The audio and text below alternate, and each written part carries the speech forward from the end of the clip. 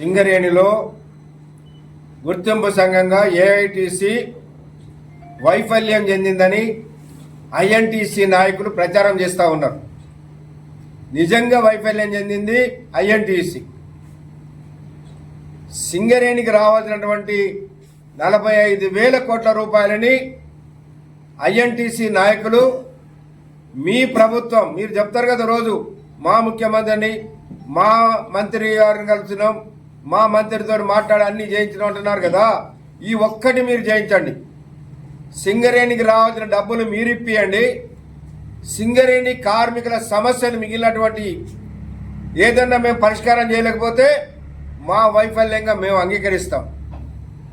ఇవాళ సింగరేణిలో పనులు కాకపోవడానికి సగం కారణం ఆర్థికంగా సింగరేణి ఇవాళ అధికారులు తమ పదవులను కాపాడుకోవడానికి ఇన్ని వేల కోట్ల రూపాయలు, అన్ని వేల కోట్ల రూపాయల లాభాలు వచ్చినాయని చెప్పుకున్నప్పటికీ కూడా సింగరేణి దగ్గర రూపాయి లేదు. కాబట్టి సింగరేణికి రావాల్సిన డబ్బులు మీరు వెంటనే ఇప్పిస్తే మీ నాయకులందరినీ కూడా మేము సన్మానం చేస్తాం బాయిల మీద. సింగరేణిలో మొట్టమొదటి సెక్షన్ సమావేశంలోనే కార్మికులకి పెర్క్స్ మీద, అలవెన్సుల మీద ఇన్కమ్ ట్యాక్స్ ఇస్తామని యాజమాన్యం అంగీకరించింది.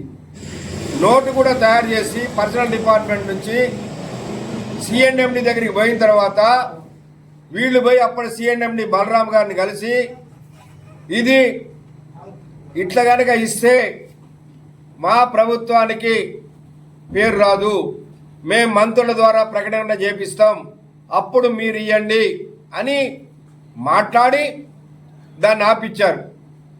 మరి ఆపిచ్చిన వాళ్ళు కనీసం మంత్రి ద్వారా ప్రకటన చేయించారా? చేయించలేదు. అంటే ఇది కనుక అయితే ఏఐటీసీకి మంచి పేరు వద్దని మీరు ఆపిచ్చారు వాస్తవంగా.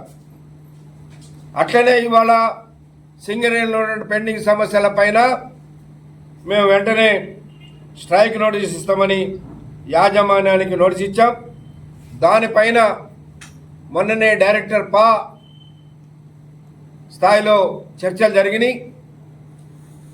ఇటీవల కాలంలో యాజమాన్యం ఏదైతే సర్క్యులర్లు ఇచ్చారో, ముఖ్యంగా 150 మాస్టర్లు ఉంటేనే లేకపోతే కౌన్సిలింగ్ చేస్తామన్నారు, దాన్ని ఆఫ్ చేసి బిలో 100 గతంలో లాగానే చేస్తాము అని చెప్పేసి యాజమాన్యం అంగీకరించింది.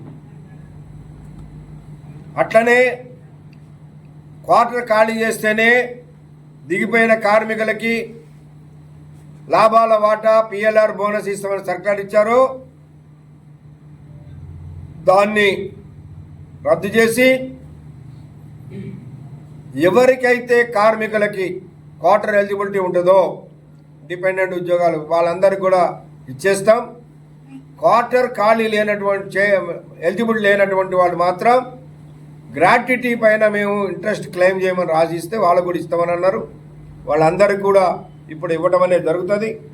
అట్టనే గ్రామ పంచాయతీ ఎన్నికలకి ఎవరైతే ఆన్ డ్యూటీగా పోయారో వాళ్ళందరికీ కూడా ఆన్ డ్యూటీగా పరిగణిస్తామని చెప్పేసి సర్కులర్ ఇస్తామని యాజమాన్యం అంగీకరించారు. అదేవిధంగా ఈ జనవరి నుంచి మార్చి వరకు ప్రొడక్షన్ ఇన్సెంటివ్ పెడతామన్నారు. మైనింగ్ స్టాఫ్, ట్రేడ్స్మెన్స్ వాళ్ళందరికీ కూడా, మెడికల్ అన్ఫిట్ అయినటువంటి వాళ్ళందరికీ కూడా సూటబుల్ సేమ్ జాబ్ ఇవ్వడానికి మన ఇంటర్వ్యూ పెట్టి చేశారు. భవిష్యత్తులో కూడా అటువంటి వాళ్ళందరికీ కూడా సేమ్ జాబ్ ఇస్తామనేది కూడా అంగీకరించేశారు. బదిలీ వర్కర్గా ఉన్న డిజిగ్నేషన్ని మార్చి ఇక వచ్చే వాళ్ళందరికీ కూడా డిపెండెంట్లకి జనరల్ అసిస్టెంట్ ట్రైనీ అని ఇవ్వడానికి అంగీకారం చేశారు. న్యాచురల్ డెత్, గతంలో యాక్సిడెంట్లు అయితే సింగరేణిలో కార్మికులు అందరూ కలిసి 10 లక్షల రూపాయలు కడితే యాజమాన్యం ఒక 10 లక్షలు ఇస్తే 20 లక్షల రూపాయలు కార్మికులకి మన కాంపన్సేషన్ కింద ఇచ్చేవాళ్ళు. అయితే ఇప్పుడు మేము వచ్చిన తర్వాత కార్మికులకి 1 కోటి రూపాయల నుంచి 1,25,00,000 వరకు కూడా వచ్చేటట్టుగా బ్యాంక్స్ ద్వారా, ఇన్సూరెన్స్ ద్వారా ఒప్పందం చేయించడం జరిగింది. ఇప్పుడు న్యాచురల్ డెత్, అనారోగ్యం వల్ల చనిపోయిన కార్మికులకైనా సరే 25 లక్షల రూపాయలు ఇవ్వాలని పెట్టినాం. దీన్ని బ్యాంకుల ద్వారా 10 లక్షలు ఇప్పించడానికి యాజమాన్యం ఒప్పుకున్నది. మిగిలినటువంటి 15 లక్షలు కార్మికులు కొంత, యాజమాన్యం కొంత, అంటే కార్మికులు ఎంత ఇస్తారో అంత యాజమాన్యం కూడా ఇచ్చి మ్యాచింగ్ గ్రాంట్గా ఇచ్చి 25 లక్షల రూపాయలు ఆ కార్మికుని కుటుంబానికి చెందే విధంగా చేయడానికి కూడా అంగీకారం చేశారు. ఈ విధంగా కొన్ని సమస్యలపైన మాట్లాడాం.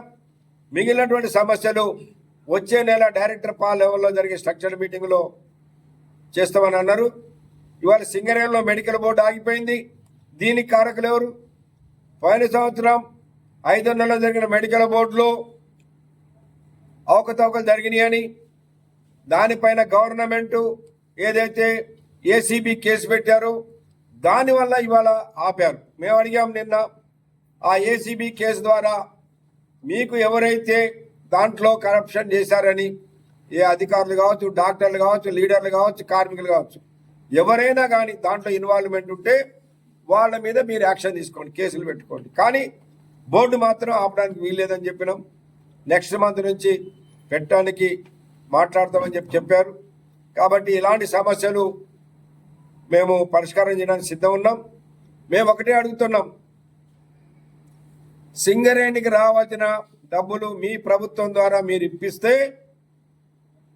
మేము సింగరేణిలో కార్మికులకు ఇచ్చినటువంటి హామీలలో ఏ ఒక్క సమస్య పరిష్కారం చేయలేకపోయినా మా వైఫల్యం కింద మేము అంగీకరిస్తాం.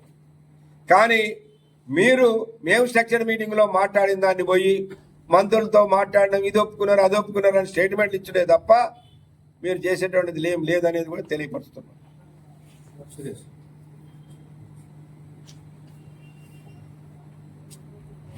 అక్కడ